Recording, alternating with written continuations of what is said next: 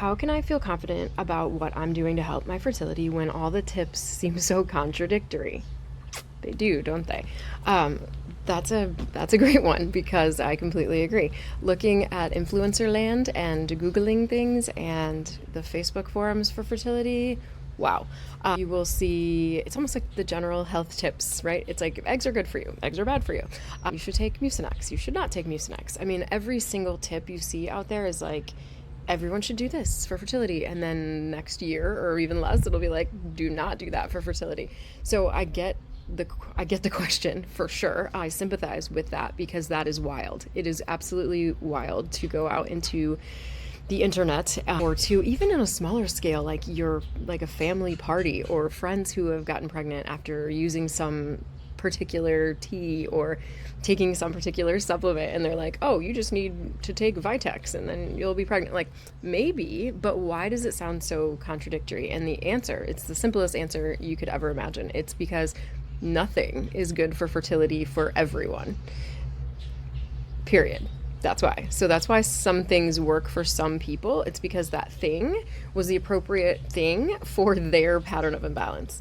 Whereas if you have a different pattern of imbalance blocking your fertility function, that thing could make yours worse, let alone just like not work, but it can actually make things worse. And that goes for things like supplements and foods. It doesn't have to be just medications that can push you too far in the wrong direction. Which medications can certainly do that, but even natural supplements can do that. So it's not that there's some thing out there that you haven't found yet that's like great for fertility. It's always going to be, this is great for fertility for you right now. So what's great for fertility for you right now this year might not even be good for your fertility 3 years from now. So when you go to have another baby, you might have a different pattern of imbalance. Or let's hope you do the program and then you have no more patterns of imbalance 3 years from now because you have this whole natural toolbox and you're taking care of yourself really well, and you know when a pattern of imbalance that you're predisposed to is starting to creep back in your life, and you know exactly what to do to nip it in the bud and get things good again quickly. Let's say we're on that track, then, it's a different story. But for anyone out there who's just like, should I drink green tea for fertility? Should I stop coffee for fertility? It's so contradictory, right? It is so contradictory. I do not envy any of you who are out there trying to make these decisions on a daily basis without understanding the whole key is just, is it good for you, for your fertility right now, based on your current patterns of imbalance? So let's take a great example, right, of like coffee versus green tea. You see all this information about like, you have to stop coffee if you're trying to conceive. Absolutely, you do not have to stop drinking coffee if you're trying to conceive, if you are a cold, damp person. So if you are a cold, damp person and you have cold uterus and kidney qi or kidney yang deficiency, and when you push in, you're swollen all the time and leaves fingerprints, and you're cold and generally pale for your norm, and cold for how you should be feeling, especially the bottom half of your body.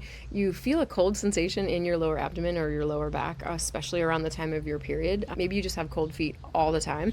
These are all indications that you're a cold person. And then if you also have the damp, a lot of discharge, like white or clear all month long, not just the good kind, but excess discharge a lot of the month. If you have cysts, whether they're on your ovaries or even cystic acne, just pus or cysts or anything like watery that shouldn't be there, that's the dampness.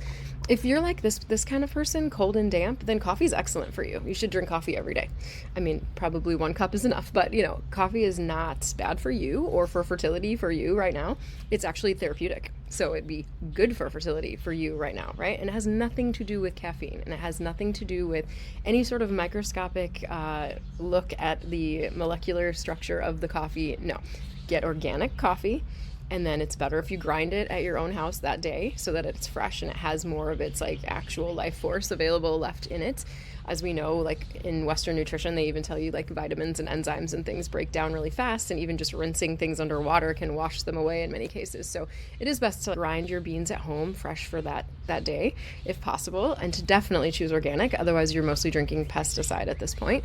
But yeah, coffee can be a therapeutic and perfectly healthy, good for fertility part of your lifestyle if you're a cold and damp person.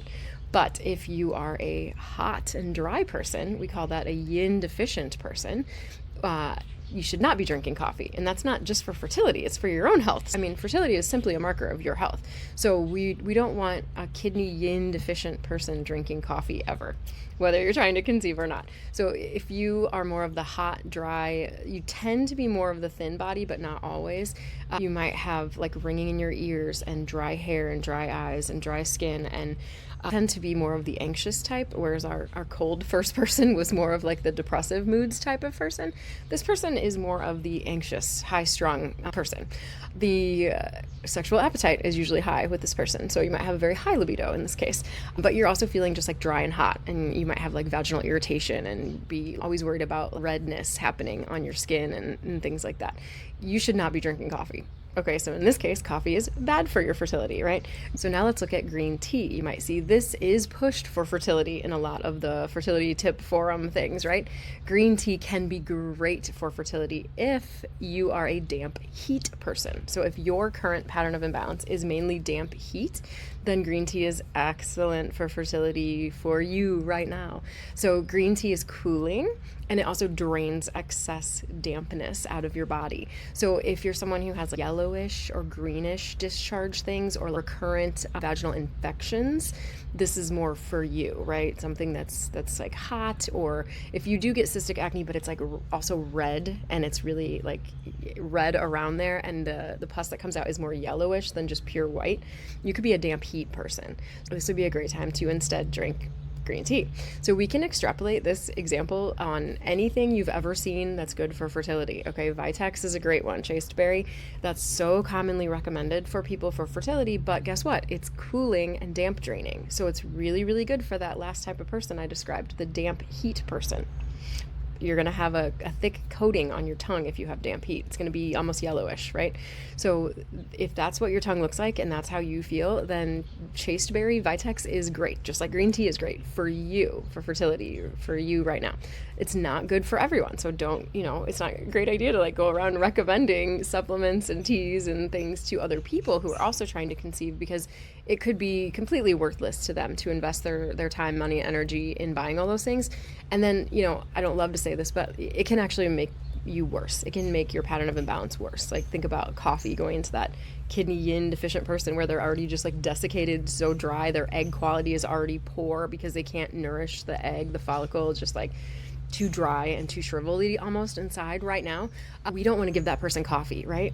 So it's just like that for chasteberry Vitex. It's so cooling to the body and so damp draining that we wouldn't want to give that to somebody who's already cold or who's already dry, right? Because it doesn't match what their body needs and what their body's asking for. So there's something else out there that's so much more perfectly matched to their imbalance that would be so much more helpful. So does all fertility advice seem contradictory? Sure does, because it's not taking into account the person that we're applying this information to. So a lot of what we do is about matching your pattern of imbalance that you have with exactly the foods that are most helpful for you, and then which ones you should avoid when you can, because there's other ones that are so much better for you. There's a lot more information on foods and lifestyle choices that relate more to like foods and cooking in the fertile eating section inside my Cultivate Fertility program. But I guess what I wanted to get across right now is that you are totally right. It does seem very contradictory, but the good news is that there are so many natural modalities available in Eastern medicine that we have shown for over 2,000 years collectively that are very helpful and that are not going to give you bad side effects, that are just going to be helpful for your fertility and your overall health. So no matter which of those types of imbalance it sounded like, that might sound like you, or you might sound like a combination of some of them, that's common too. Just know that there are so many ways that we can improve those things and resolve those patterns of imbalance, if not make them go away entirely, and really truly help your fertility and health long term.